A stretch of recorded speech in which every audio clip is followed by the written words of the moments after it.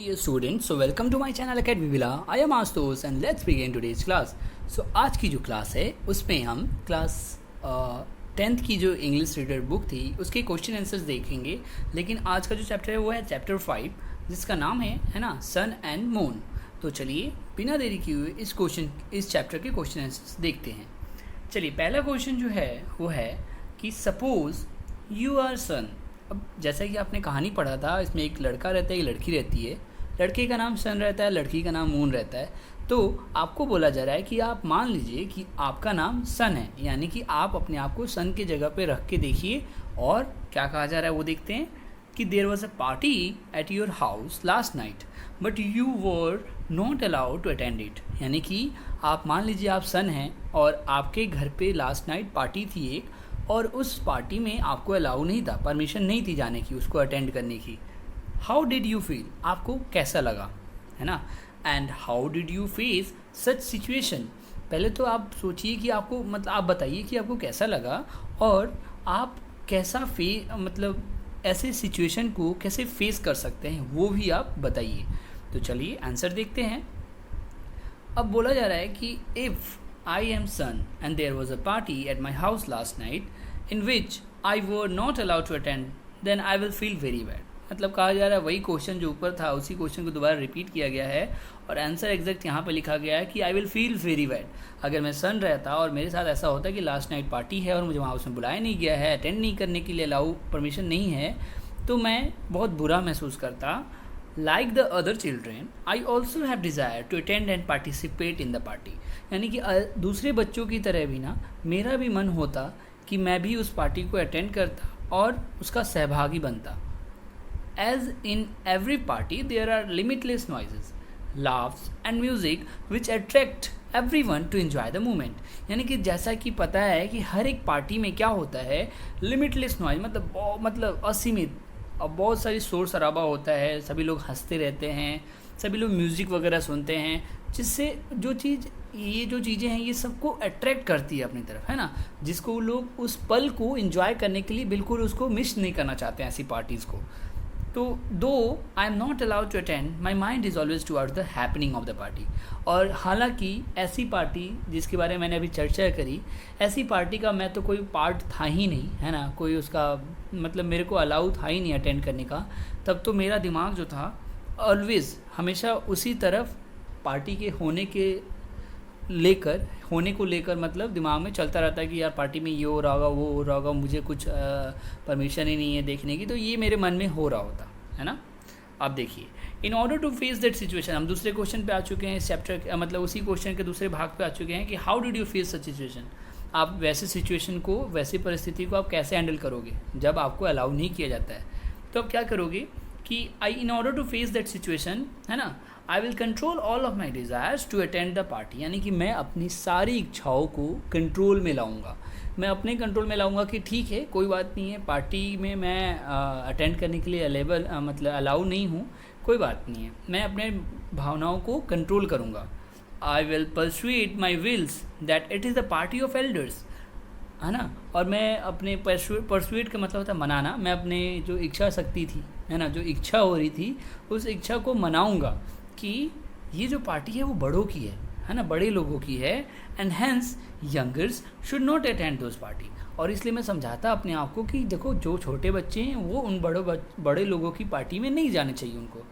तो but after all I will not sleep freely in the night. मतलब ये सब होने के बावजूद भी ना मैं चैन से रात को सो नहीं पाता, ये अपनी अंदर की भावना बताई जा रही है। चलिए दूसरे क्वेश्चन की तरफ चलते हैं। Do you think the young children should also have right to attend the party specially design for adults, और इफ़ मतलब वाई नॉट गिव रीजन्स। कहने का मतलब है, पहला क्वेश्चन समझिए, कहा जा रहा है कि आप ऐसा सोचते हैं कि जो छोटे बच्चे होते हैं, जो यंग चिल्ड्रन होते हैं, कि उनको ये अधिकार होना चाहिए कि जो पार्टीज़ बड़ों के लिए, वयस्कों के लिए, है ना, एडल्ट्स यानी वयस्कों के लिए जो डिज़ाइन की जाती है, मतलब वो वयस्कों के लिए होती है पार्टी, वैसी पार्टीज़ को क्या छोटे बच्चों को अधिकार है कि उस पार्टी में वो लोग जाएं? अगर नहीं अधिकार है, वाई नॉट, मतलब क्यों नहीं है, इसका रीज़न दीजिए। चलिए आंसर देखते हैं। तो पहली चीज़ नो, मतलब मैं तो बिल्कुल नो कहूँगा, नहीं कहूँगा कि हाँ छोटे बच्चों को बड़े कोई पार्टी में नहीं जाना चाहिए। क्यों? I think the young children should not have right to attend the party specially design for adult. जो बड़ों के लिए पार्टी डिज़ाइन की गई है वो उसमें छोटे बच्चों को नहीं जाना चाहिए। In such party our elders are attending and participating among their own aged person. Own age person मतलब अपने बराबर के उम्र दराज, मतलब अपने उम्र के लोगों के साथ उनकी पार्टी हो रही होती है ना। तो वही बोला जा रहा है कि वैसी पार्टीज़ में जो एल्डर्स होते हैं, हमारे जो बड़े लोग होते हैं, वो अपने साथ अपने एज के लोगों के साथ वो पार्टी कर रहे होते हैं, है ना। There would be the system of alcohol, dancing and talking to the topics which are not suitable for the children. मतलब बताया जा रहा है कि वो जो पार्टी सिस्टम वहाँ पे माहौल बना हो रहता है ना, वहाँ पे हो सकता है कि वो अल्कोहल भी ले रहे हों, वो डांस कर रहे हों, वो किसी अलग अलग टॉपिक्स पे बात कर रहे होंगे जो कि हमारे लिए सूटेबल नहीं है। बच्चों के लिए वो सुयोग्य टॉपिक पे मतलब हो सकता है वो बात ना कर रहे हो, क्योंकि वो तो बड़ों लोगों की पार्टी है ना। तो वैसे जगहों पे ऐसा माहौल होता है, इस वजह से कहा जा रहा है कि बच्चों को वहाँ नहीं जाना चाहिए। फिर आगे लिखा जा रहा है कि if young children would attend this parties, अगर मान लीजिए बच्चे अटेंड करने के लिए जिद करते हैं, अगर बच्चे आ जाते हैं तो क्या होगा वो भी आप जान लीजिए कि अगर छोटे बच्चे इस पार्टीज़ में आते हैं जो बड़े लोगों के लिए डिज़ाइन की गई है, तो होगा कि their parents would feel suffocation मतलब घुटन सी महसूस होने लगेगी पेरेंट्स को, क्योंकि यार बच्चे उनके सामने हैं, वो खुल के कुछ भी नहीं कर पाएंगे, ना इंजॉय कर पाएंगे, ना किसी से बोल बात कर पाएंगे, है ना वो इंजॉय कर पाएंगे, ना डांस कर पाएंगे, क्योंकि उनको थोड़ा सफोकेशन सा फील होगा, घुटन सी महसूस होगी। They would not enjoy freely, वो फ्रीली मतलब खुल के वो जी नहीं पाएंगे, मतलब इंजॉय नहीं कर पाएंगे। So I think the young children should not attend the party specially design for adult. तो इसीलिए मैं सोचता हूँ कि जो छोटे बच्चे हैं उनको स्पेशली डिज़ाइन जो एडल्ट्स के लिए पार्टीज़ हैं उनमें नहीं जाना चाहिए। चलिए तीसरे क्वेश्चन पे चलते हैं अपने। A young boy is sometime reprimanded when we interfere where the elders are talking. मतलब एक यंग बॉय है, यानी कि एक जवान बच्चा है, कह लीजिए मतलब एज ग्रुप होगा कि 10-12 साल का या फिर 8-9 साल का जो बच्चा है, अगर समटाइम रेप्रीमेंडेड मतलब कभी कभी उसे डांट पड़ती है। कब पड़ती है? When we interfere while the elders are talking, है ना। जब बड़े लोग बोल रहे हों या फिर बातचीत कर रहे होंगे किसी दूसरे से आपस में, उस समय अगर हम, है ना, पेरेंट्स को इंटरफेयर करते हैं, उनको बातचीत करने में उनको बाधाएं डालते हैं, उस वक्त बच्चे को डांट पड़ती है। रेप्रीमेंडेड का मतलब होता है डांटना, तो उसी को मैंने लिख दिया दूसरे वर्ड्स में, उसका दूसरा मीनिंग होता है स्कॉल्ड। ये मैंने अपनी तरफ से लिखा है, ये आपको क्वेश्चन में नहीं मिलेगा बुक में, ये मैंने आपको वर्ड मीनिंग्स इंप्रूव करने के लिए लिखी है। तो young boy sometime reprimanded when we interfere while the adults are talking. तो have you ever faced such situation? क्या आपने भी ऐसा कोई सिचुएशन फेस किया है कि जब आप छोटे रहे होंगे तो आपके पेरेंट्स बात कर रहे होंगे एक दूसरे से, तो उस समय अगर आपने इंटरफेयर किया तो आपको डांट पड़ी हो, तो ऐसा कुछ सिचुएशन है? तो right your views of feeling. उस समय आपके मन में क्या विचार आया और आपने क्या गलत सोचा, क्या अच्छा सोचा, वो सारी चीज़ें आप यहाँ पे बताइए हमें। चलिए आंसर लिखते हैं। पहला है कि मतलब when elders are talking a young boy should not interfere. पहली चीज़ तो यही है कि जब बड़े बात कर रहे हों तो बच्चों को उसमें इंटरफेयर नहीं करना चाहिए।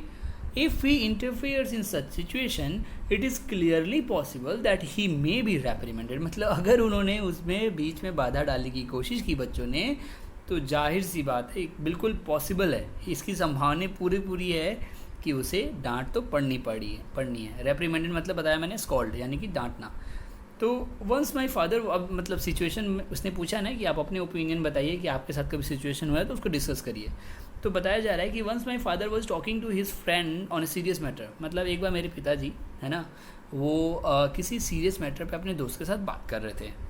दे वर डीप इन दैट टॉकिंग, और वो बाद में गहरी बातों में चले गए थे। होता है ना कि आप उसमें बहुत अंदर तक बात कर रहे हो, किसी चीज़ को लेकर बहुत सीरियस मैटर पर बात हो रही है। In the meantime, I went and said my father to pay money for my books. उसी समय क्या हुआ, वो जो मतलब गहरी बातों में डूब चुके थे, उसी समय मैं गया और मैंने पापा से बोला कि पापा मेरे बुक्स के पैसे चुकाने हैं, मुझे पैसे दे दीजिए। First my father could not care on my urge and being talk to his friend. मतलब पहली बात क्या हुई, जब मैंने ऐसा बोला तो उन्होंने नादान बच्चा समझकर मेरे पिताजी ने मेरी बातों पे ध्यान नहीं दिया और वो फिर से अपनी बातों में लग गए अपने दोस्त के साथ। When I repeated my demand he reprimanded me in very loud voice. यानी कि मैंने क्या किया, फिर से एक बार बोला, वही बात दोहराया कि ये बात है, मुझे पैसे चाहिए बुक के लिए।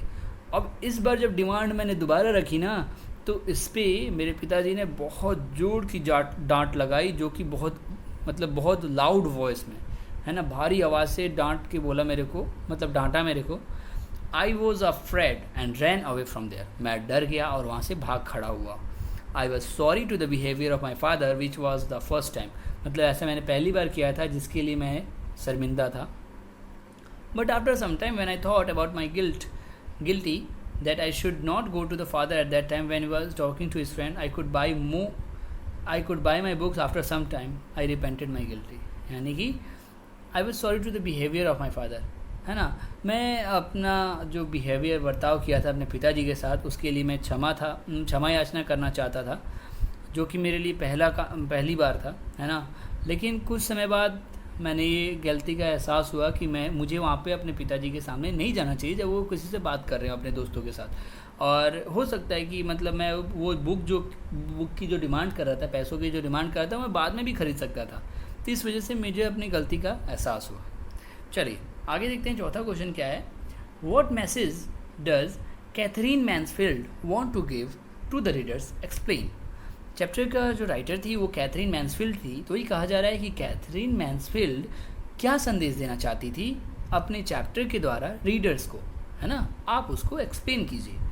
तो आंसर है कि Katherine Mansfield wants to give a message to the readers about the psychology of the children. यानी कि वो क्या बताना चाहती थी, कैथरीन मैन्सफील्ड थी ना, वो चैप्टर के जरिए ये बताना चाहती थी कि बच्चों की साइकोलॉजी को हमें समझना चाहिए। हम बड़े जो लोग हैं उनको बच्चों की साइकोलॉजी को समझना चाहिए। Children have inquest to know the things which they see और लिसन। मतलब बच्चे जो होते हैं ना, उनको बहुत ज़्यादा मन में ये लालसा रहती है किसी भी चीज़ को जानने की। अगर उन्होंने किसी चीज़ को देखा है या फिर सुना है ना, उसके पीछे वो लगे रहते हैं कि हमें बताओ ये क्या है, कैसे है, क्यों हुआ, कहाँ हुआ, वो सारी चीज़ें जानना चाहते हैं। तो वही बच्चे जो हैं बहुत क्यूरियस होते हैं उस चीज़ को जानने के लिए, है ना। If it's a party in house there is no limitation of their happiness. ये भी बात जाहिर है कि अगर घर में एक पार्टी की ही बात ले लें, घर में पार्टी होने वाली है, उस पार्टी को लेकर भी बच्चे तो इतने एक्साइटेड होते हैं। आप कभी भी अपने पर्सनल ओपिनियन भी आप देख सकेंगे, पर्सनल केसेस में भी होता है, आपके घर पे भी ऐसा होता होगा कि जो छोटे बच्चे होते होंगे, पार्टी का नाम सुन के मतलब वो उनका खुशी का ठिकाना नहीं रहता है। वो बहुत कुछ चीज़ें सोचने लगते हैं कि वो ये करेंगे, उनकी लिमिटेशन नहीं होती है। वही बोली जा रही है कि उनकी खुशी का कोई मतलब अंत नहीं होता है ना। तो they always try to see what is happening in the party. मतलब वो हमेशा ये क्यूरियस रहते हैं इस बात को लेकर कि आखिर पार्टी में क्या क्या हो रहा है, वो क्या देखने वाले हैं, कैसे वहाँ पे मतलब पार्टी में खाना मिलेगा, ये होगा, क्या क्या चीज़ें आई रहेंगी, बहुत सारे लोग आए होंगे, फिर वो चीज़ें लोग क्या कर रहे होंगे। मतलब सारी चीज़ें, बातों को जानने के लिए जो बच्चे होते हैं हमेशा क्यूरियस रहते हैं, because they are very curious for that. मैंने पहले ही बता दिया, क्योंकि वो बहुत क्यूरियस होते हैं उस चीज़ों को जानने के लिए। Thus we see Katherine Mansfield wants that parents should read and handle the psychology of the children. मतलब इसी वजह से हम देख पा रहे हैं कि कैथरीन मैन्सफील्ड यही चाहती थी पेरेंट्स की तरफ से कि पेरेंट्स को बच्चों की साइकोलॉजी, है ना, उनकी साइकोलॉजी को समझना चाहिए और हैंडल करने की क्षमता रखनी चाहिए। तो यही क्वेश्चंस थे इस चैप्टर में। आशा करता हूँ आपको चैप्टर्स में क्वेश्चंस अच्छे से समझ में आए होंगे। अगर फिर भी कोई क्वेरी है प्लीज़ मुझे कमेंट सेक्शन में लिख के बताइए। अगर वीडियो अच्छी लगी तो लाइक शेयर सब्सक्राइब करना बिल्कुल ना भूलें। मिलते हैं नेक्स्ट वीडियो में, तब तक के लिए स्टे होम, स्टे सेफ।